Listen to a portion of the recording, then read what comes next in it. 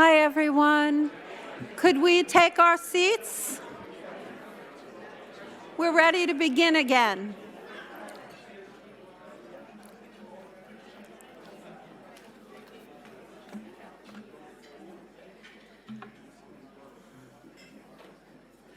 Okay, let me begin by thanking our earlier speakers for their welcoming remarks and adding my welcome to the Sanders Institute gathering. We began tonight with an inspiring grounding ceremony from Vermont Truth and Reconciliation Commissioner Melody Mackin of the Elnu Abenaki Band. And thank you for that, Melody. It was very inspiring and thought-provoking. I learned so much as I traveled the country with Bernie about how important it is to have Indigenous leaders part of our events. Chief Brenda Gagne of the Abenaki Nation of Missisquoi will be joining us and will be talking about values, community, and civil discourse on Sunday. Let me also thank Mayor Emma Mulvaney Stanek and Vermont State Treasurer Mike Piechek and Vermont Lieutenant Governor David Zuckerman for their very thoughtful speeches that really, grounds us here in Vermont. And the issues that they raised are not ones that are only in our state. They're all over this country, and they're things that we have to wrestle with as city leaders, as state leaders, as national leaders. So we thank them for that. We'll be hearing from other Vermont elected officials over the weekend, including Burlington City Councilor Milo Grant, Attorney General Charity Clark, and my husband, our Senator, Bernie Sanders. Over the next few days, leaders from a full spectrum of experience and expertise will lead seminars on climate, healthcare, economics, journalism, AI, and more. We'll be hearing from top officials from the executive branch of government.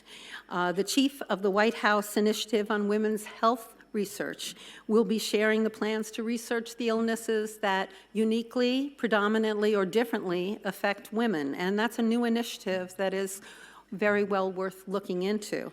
The Deputy Policy Director of HUD, of the Department of Housing and Urban Development, will be sharing some plans for a private project. They're working with other people here today, reimagining how we can have our housing bureaucracy work much more effectively. It couldn't work less effectively. The Chief of Staff of the Federal Trade Commission will be discussing AI, surveillance, and data privacy. We'll be hearing from dozens of executive directors of national organizations that are advocating for healthcare, housing, the environment, social security, patients' rights, and the public interest. Many of them have contributed to making this event happen. The Healthy Housing Foundation is the presenting sponsor of this gathering. Thank you. We could not have done it without you. Other organizations, yes, Michael. Other organizations have sponsored panels and suggested content for this gathering. Social Security Works, Friends of the Earth, the Sierra Club, Our Revolution, NextGen, Working Families, the Mary Haas Foundation, and Ben & Jerry's.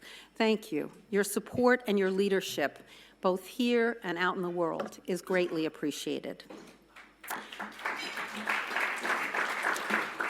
We'll also be hearing from physicians, economists, journalists, filmmakers, authors, academics, and a variety of community leaders.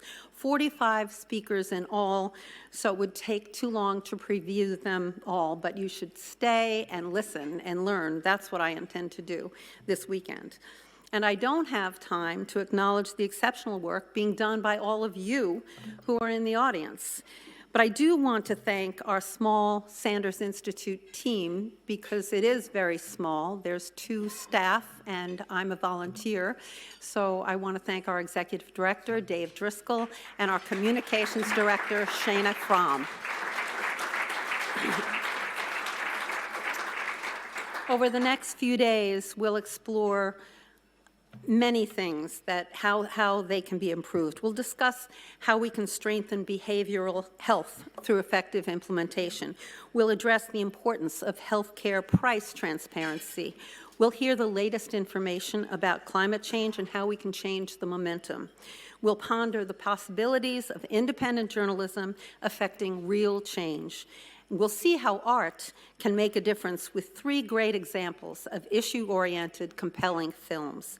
And we'll hear innovative approaches to making housing more accessible and affordable.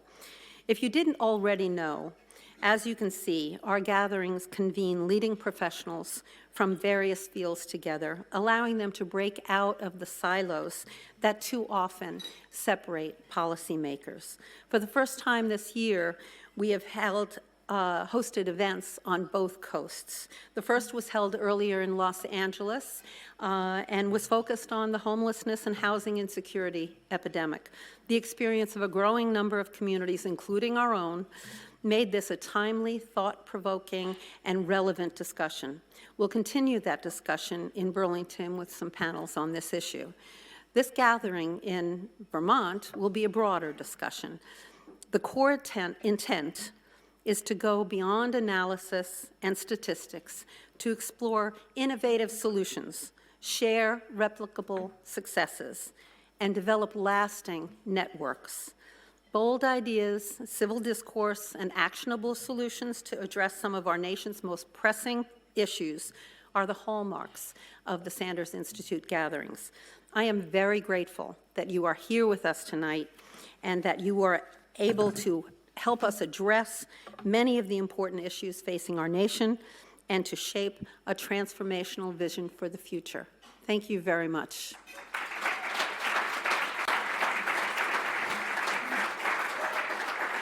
And now I have the honor of introducing 2 of the Sanders Institute Fellows who have been very active right since the inception of the Institute. Bill McKibben, an environmentalist, author, educator, founder of 350.org and Third Act, and Ben Jealous, former chair of the NAACP and current executive director of the Sierra Club. Please welcome Bill and Ben to the stage.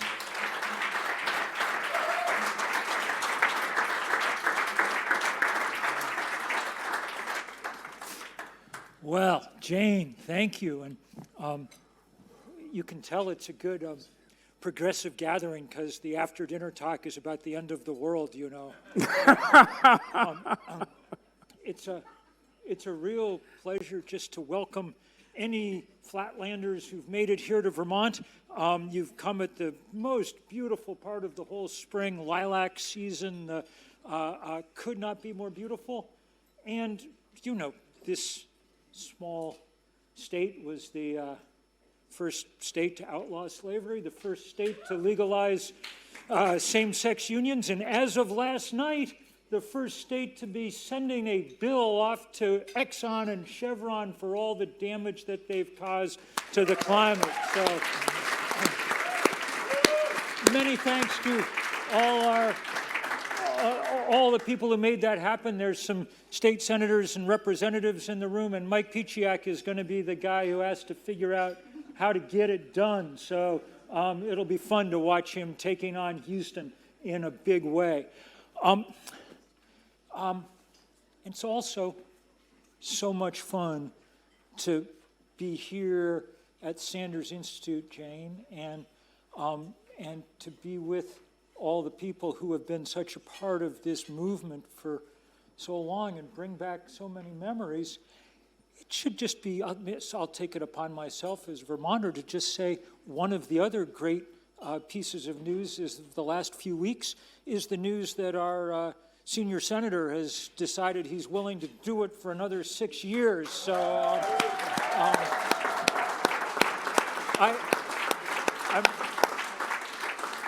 I'm not going to confidently predict the outcome of the national race, but I'm willing to put money with anyone who'd like about the outcome of our Senate race in Vermont later this year. Ben and I are going to talk about the climate crisis. There's other people who are going to be talking about it this weekend in much more detailed terms. Tomorrow there's a great panel with Eric and Joe and Jamie, I think, and Reverend Yearwood, talking particularly about fossil fuel subsidies, a huge part of this. Don't miss it. You can tell the environmentalists in the room because we're the ones wearing baseball caps. And the reason for that, I think, in the end is we all follow in Rev's fashion footsteps. So we really don't.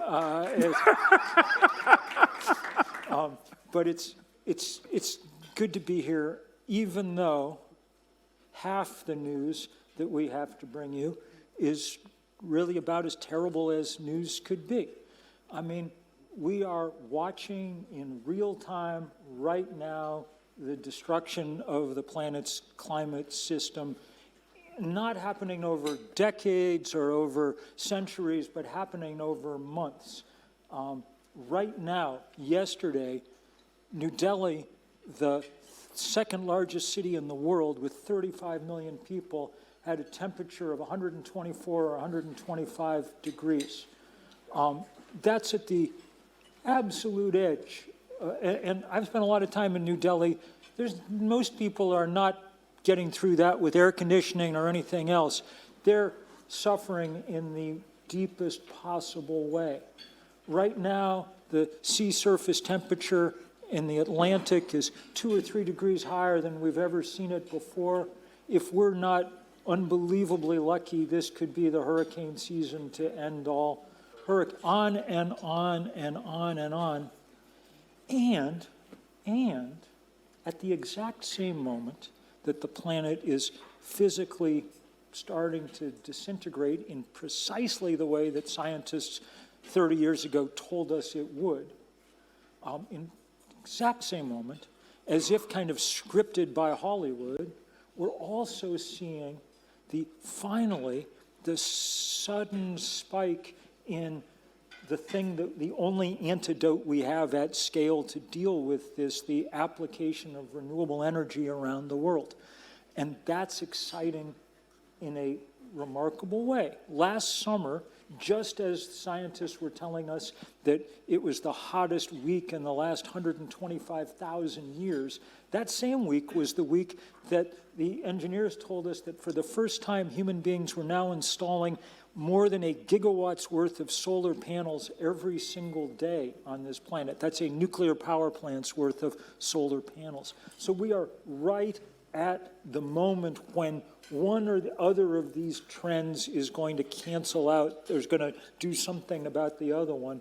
Our job, I think, is to make sure that we figure out how to dramatically accelerate that second trend so that we have some hope of catching up with the physics of climate change before it does in everything that we care about on this planet. So for me, that's the context of the moment that we're in. Well, you know, Bill, you used one of the favorite words in my childhood, which was flatlander. This year, for the Jealous family, it's the 400th year that we've been in New England. I was the first son born outside of New England in 350 years on my dad's side of the family. The Jealouses added our funny name to our old family of Willards and Dodges and Choates. We may be cousins, you go back far enough. An apprentice wool manufacturing manager, apprentice wool mill manager came through Ellis Island in the 1880s. And our family operated woolen mills on the coast of Maine down into New Hampshire and Massachusetts for a century. We used to make socks for Bean. And I mention that because it's not a big deal that our family doesn't manufacture anymore. What's a really big deal in this country is we don't do much manufacturing, period, anymore. One of the reasons why I love this room of people, one of the reasons why I will always run wherever Jane Sanders tells me to be, if I can be there, is because as much as we wanted to see Bernie president in 2016, what really united all of us was seeing an understanding that the victory was shifting the policies. And just the way that I'm sure the fossil fuel industry laughed last week when the End Polluter Welfare Bill was introduced, They laughed at us when we said we got to move beyond NAFTA. And here we are, and America is moving beyond NAFTA, and thank God. We are opening up factories again, and increasingly for this industry, for renewables, for the semiconductors that are needed to twice as many in each EV. They're being produced right here in the Burlington area, where one of the biggest semiconductor producers is. And we at Sierra Club and our team over there is at the table, Harry and Mahi are very much working with that industry to make sure that they do the R&D needed so we don't get more Superfund sites out of semiconductors. But what we do know is that America's divide, what is even more depressing than where we are in climate, is where we are politically, where we are in climate. And you got to ask yourself, well, how do we overcome one without overcoming the other? Well, honestly, the seeds to overcoming the division in America lies in the factories we are building for renewables, for batteries, for semiconductors. Why? Because since NAFTA passed, 65,000 American factories have been shut down. Most Americans now live in the same address. That address is, I live where there used to be a factory. And when it shut down, what shot up was suicide, despair, poverty, meth, opiates, and the list goes on. And every time we open up or expand an existing factory, in order to hasten the day when America has true energy independence, when we're beyond coal and we're beyond LNG, we're beyond nuclear, when we are using the cheapest and most resilient forms of energy, solar, wind, and batteries. Those factories are leading us out of darkness. And let me explain, just tell you a little story about something I witnessed recently.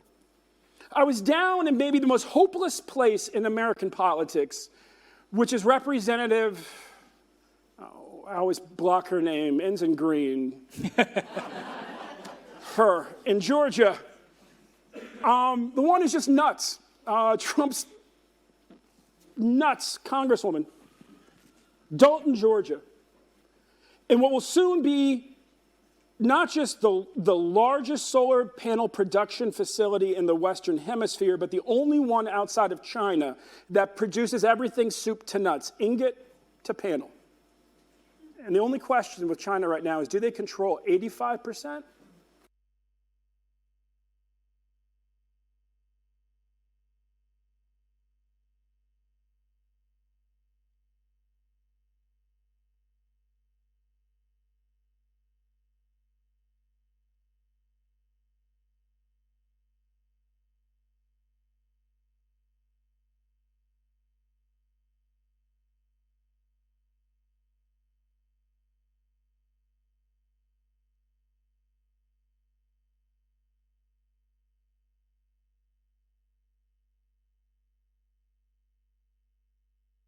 In politics if we also lost Detroit and not all of the other politics that we've lost and what's happened to American politics since NAFTA. And so with those stakes down in Dalton, Georgia, touring the factory and almost miss about 50 images on the wall. They were drawn and painted by children, 5 to 17 years old. And I backed up and I said, what was that? And they said, those are the paintings from the Earth Day competition last year.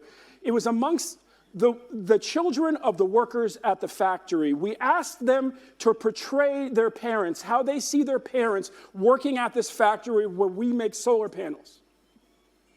They portrayed them as heroes in maybe arguably the most conservative congressional district in America, Ms. Green's district.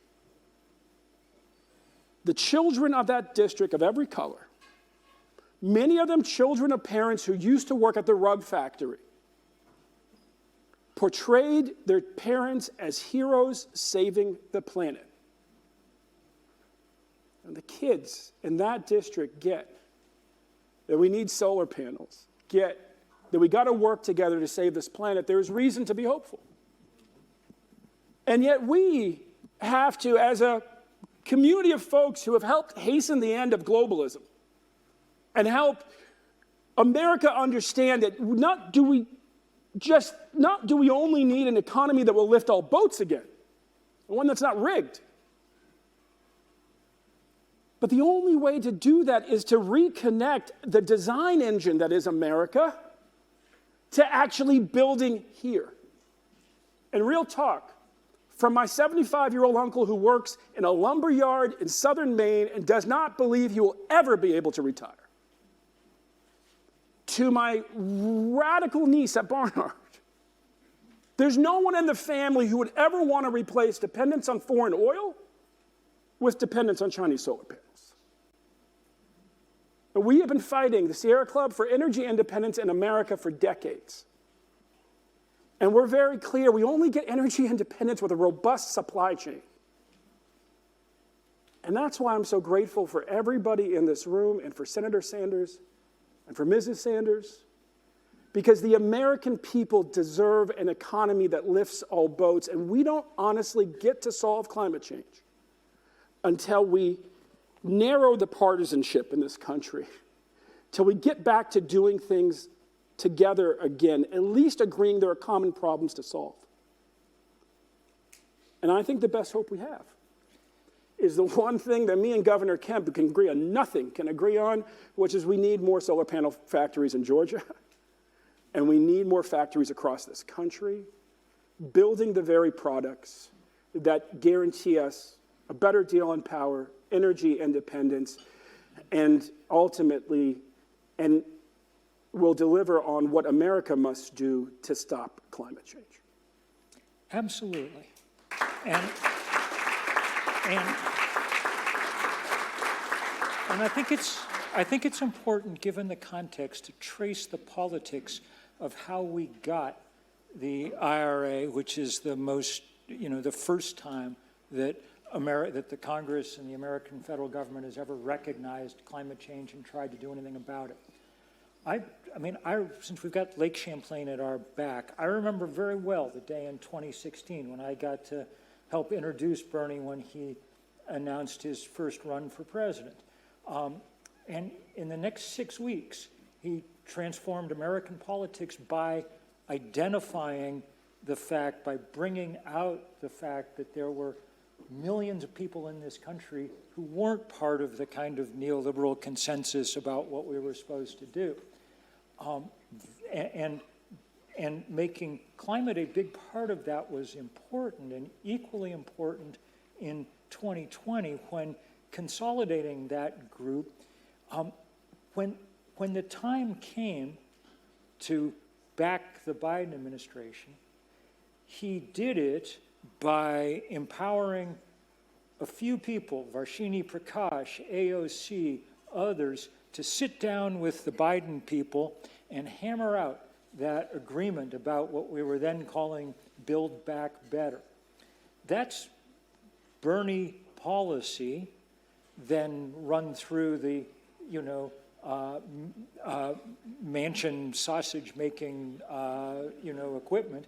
But that's why we have that, because people in this room managed to build that movement that he led, and very, very, very politically skillfully did the job of turning it into policy.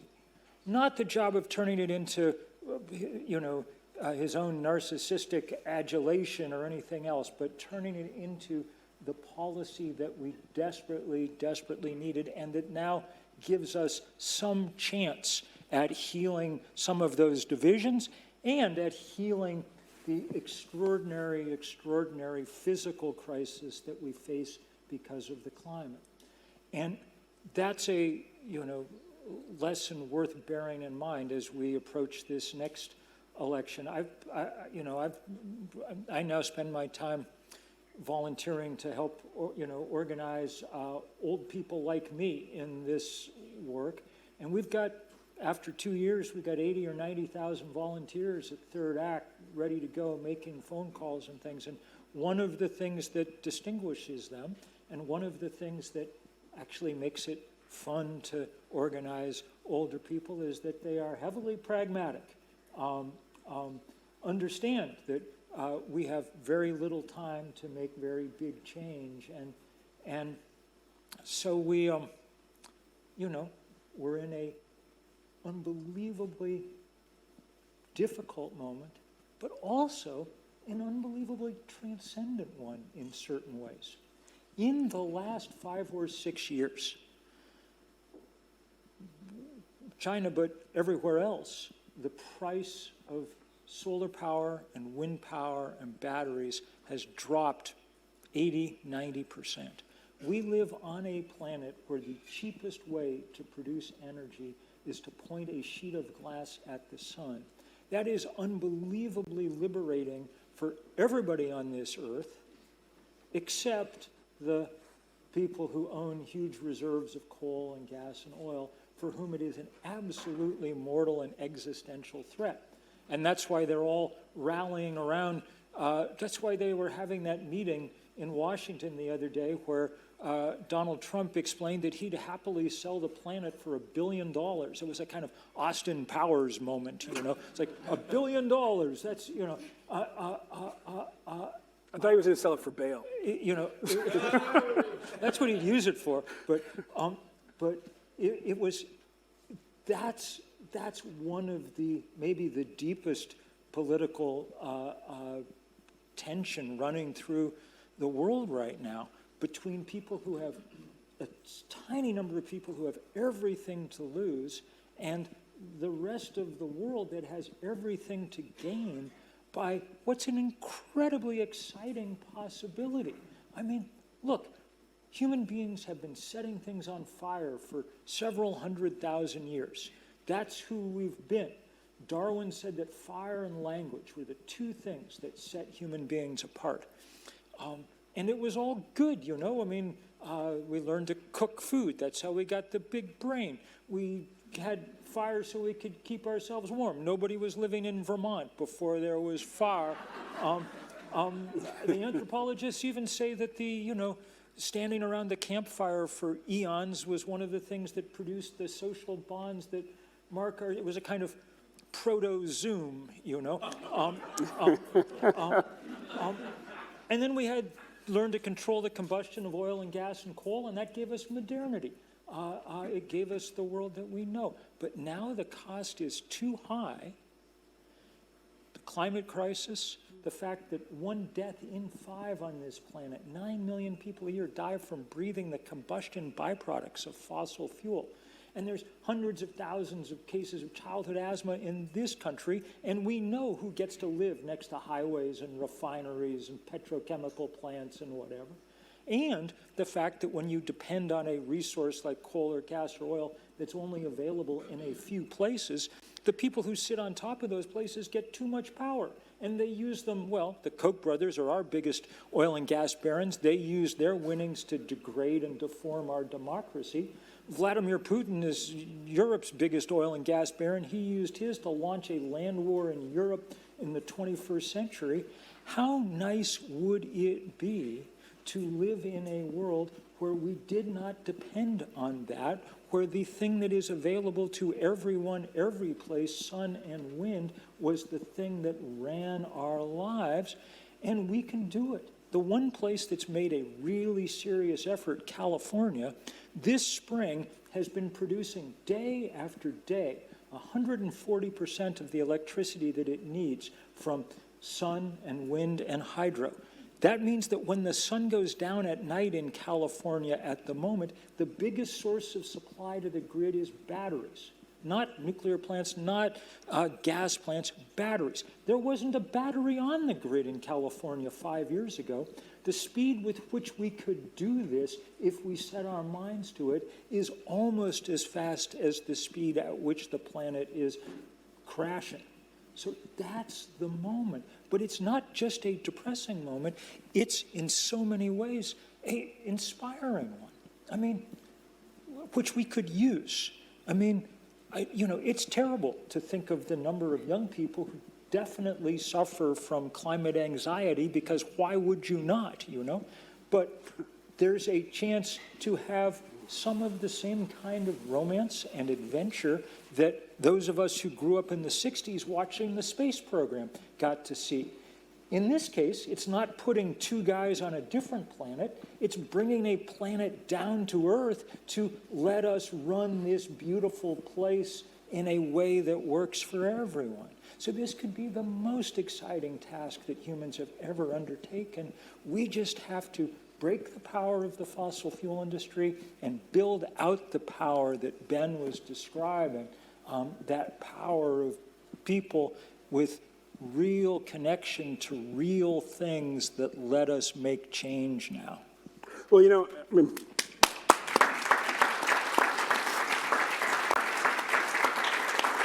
and can we just get another round of applause for Bill McKibben? I mean, we have like literally one of the best organizers in the country. And don't underestimate the strategy of Third Act. Now, I was taught Politics 101 by Charles V. Hamilton. He was the other guy on Black Power after Stokely Carmichael. And it was the year after he helped provide vision for Doug Wilder's victory, David Dinkins' victory, and Harold Washington's victory. And Professor Hamilton would say, never forget, at any point in American history, the activists come from two generations, disproportionately. Those around and below university age, and those around and above retirement age. Because they have two things in common. They both perceive themselves as having disposable time. And they're both very eager to change the world. The younger ones are about to inherit it, want the rules better before they got to run it. And the older ones are about to depart it and want to define their legacy. And they said, we take the elders for granted at our own peril because there are more of them, they have more disposable income, and they vote more often. So if you see Bill McKibben in some corner doing something that somebody thinks is eccentric, no, he's a genius, and you probably should be following him.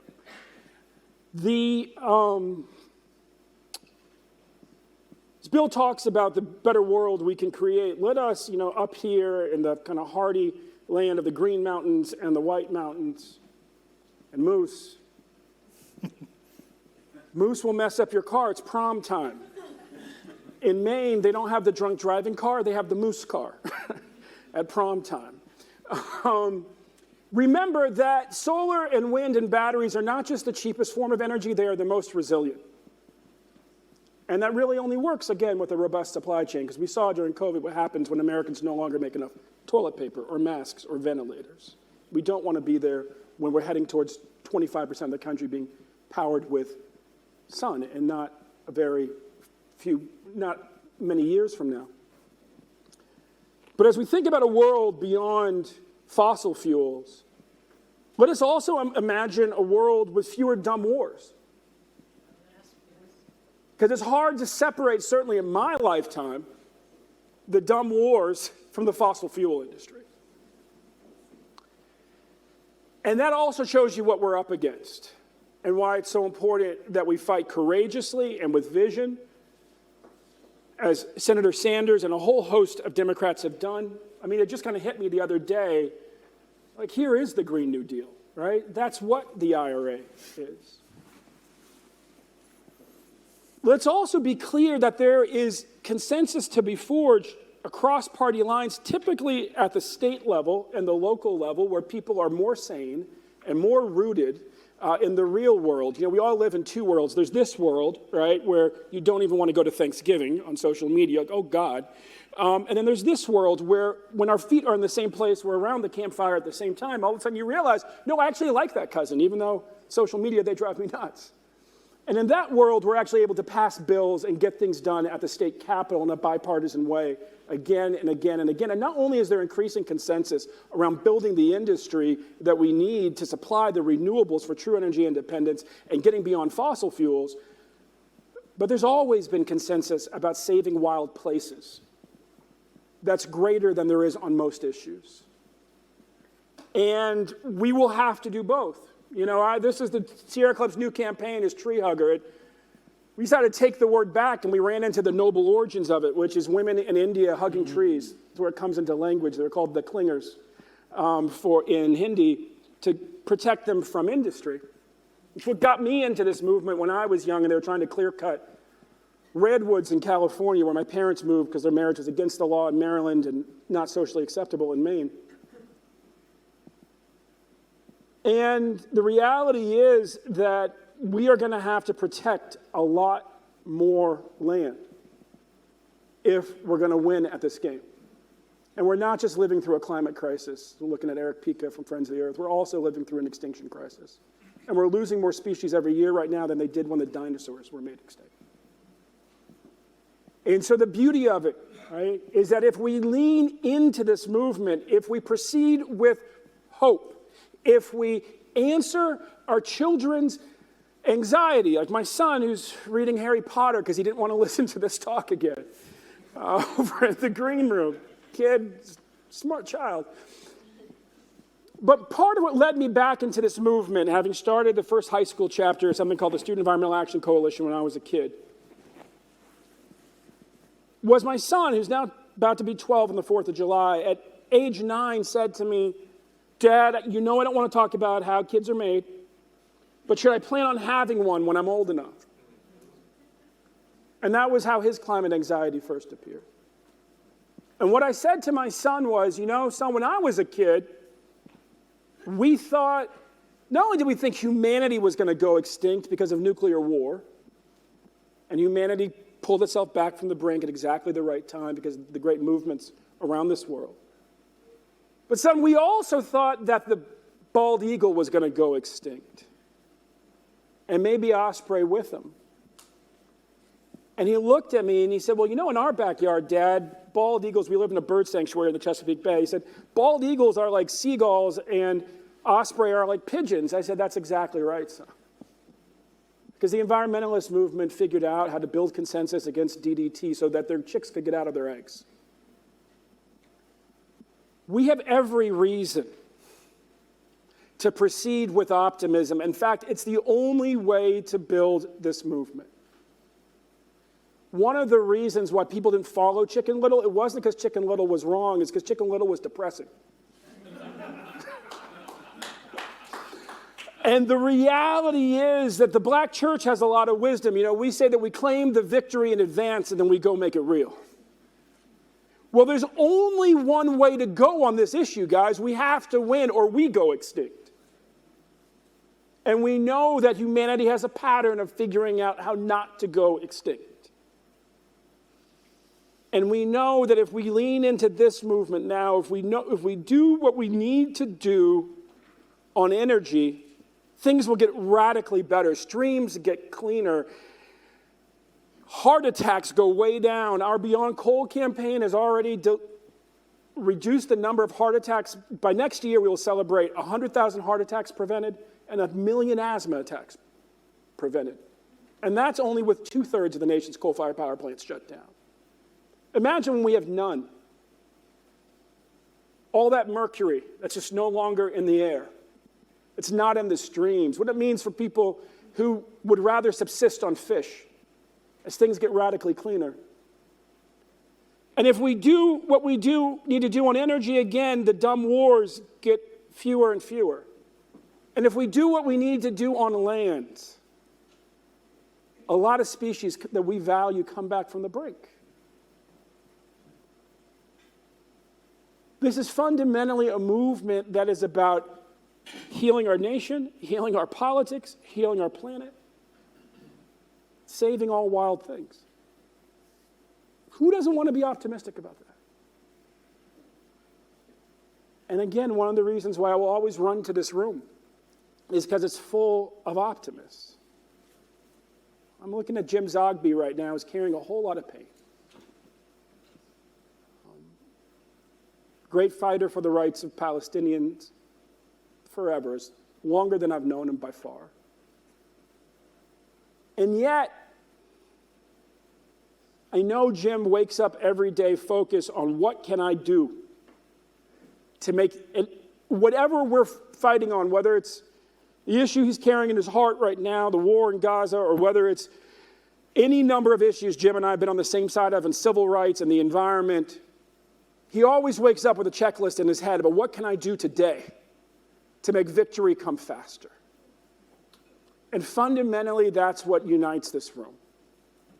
That's what we saw in Senator Sanders when he ran for president, what we see in our friend in the Senate every day. is somebody who's been an organizer his entire life,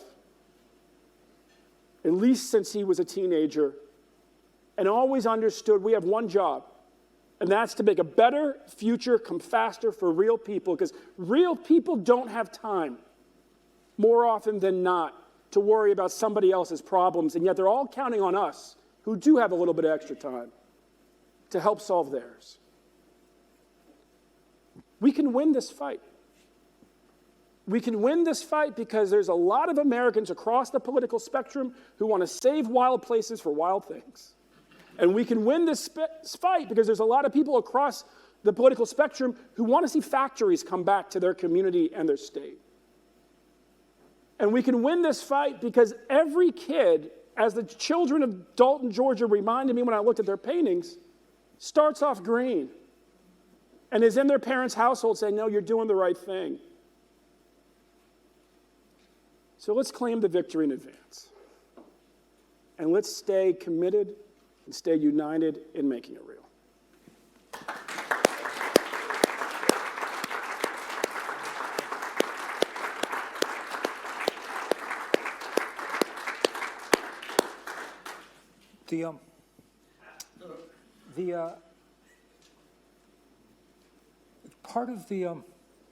Part of all of this is actually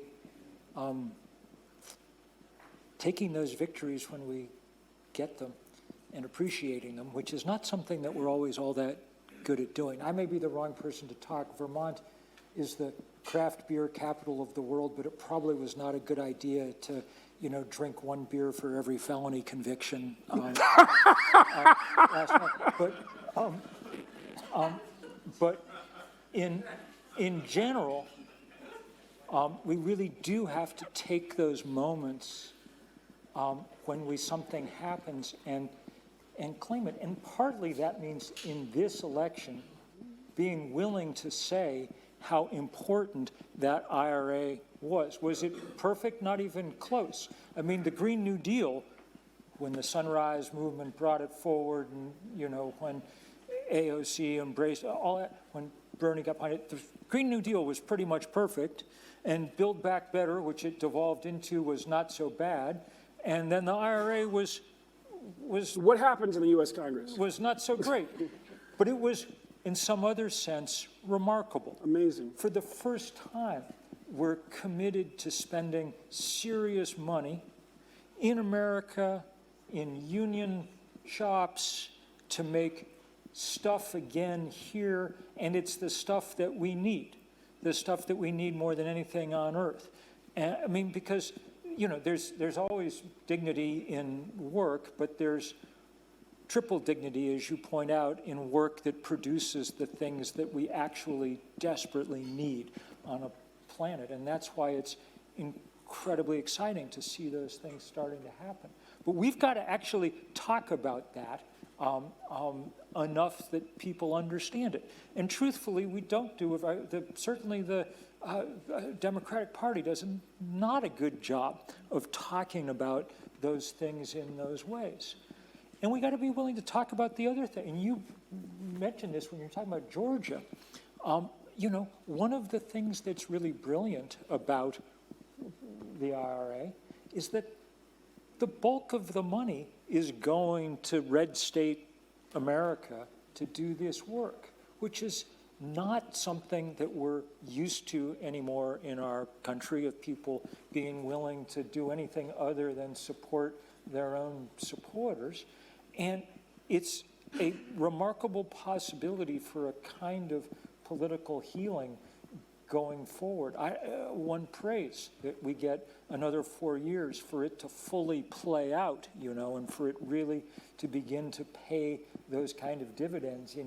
Because the thing that the other side fears most is a country where those divides begin to shrink. 100%. All they've got is the divide to play off of, And it's one of the things that makes it beautiful to be in Vermont, frankly, because those divides are not as deep, and so we're able to get things done in a slightly different way here than we have in other places. And it's one of the things that I take great pleasure in. And it also upsets all the standard rules because, you know, Vermont is the most rural state in the Union, which should mean a certain set of politics, and it doesn't here because there are other undercutting traditions, things like town meeting, that have left us in a different place.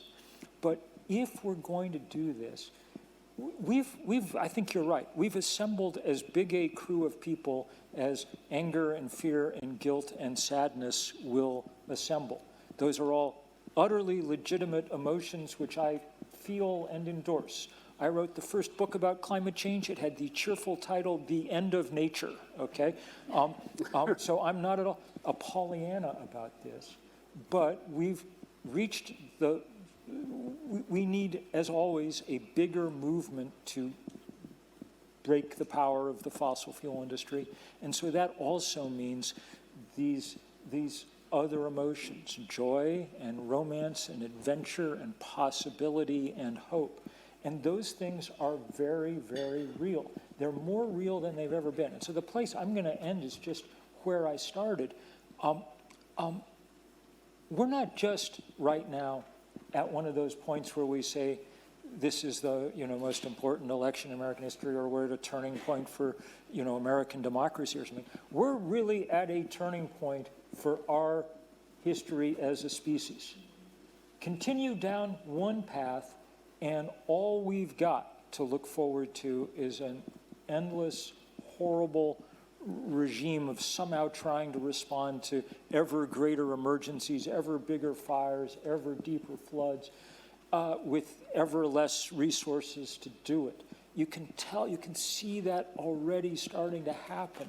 Look at people across this country who no longer can get insurance for their homes. That's one of the most, in a country of homeowners, that's one of the most fundamental expressions of the insecurity that we're now building. So that's the one path. And the other path is this path that we could take as a nation, but also as a world community. Because what you said about war was right, and what Rev's hat says is right. Oil is war.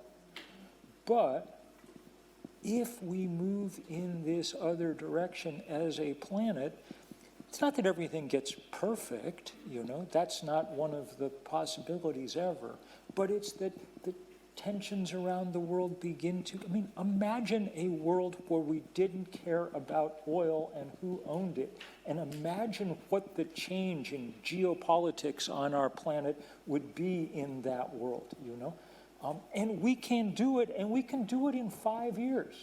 And we have to do it in 5 years because unlike the other political challenges that we deal with, this one comes with a time limit. We've been fighting for national health care in this country as long as I have been alive. And it is an absolutely important, crucial battle, and it's a sin that we don't have it. And every year that we don't have it, people die and go bankrupt, and thank God that Bernie keeps pushing for more, and we're making some progress. But the fact that we didn't do it doesn't mean that when we finally get around, like every other industrialized country in the world, to doing it, it won't be harder because we delayed. But climate change isn't like that. Once you melt the Arctic, nobody's got a plan for how you freeze it back up again, okay? So the scientists have told us that if we don't cut emissions in half by 2030, we have no chance of staying on the timetable that we set in Paris. Those not very aggressive temperature targets will go by the board if we haven't cut emissions in half by 2030, which by my watch is 5 years and 6 months away. We've got no more time to fool around, but we've got everything we need. We have the technology, and it is affordable, and we can do it. We just have to do it. And that means that the people that this room represents, we have to be serious in a way that we've never been serious before. We don't get a second chance on this one, so we have to get it right. And that's all I got, You finish us off. Yeah, no, so I'll give you some reasons to be optimistic.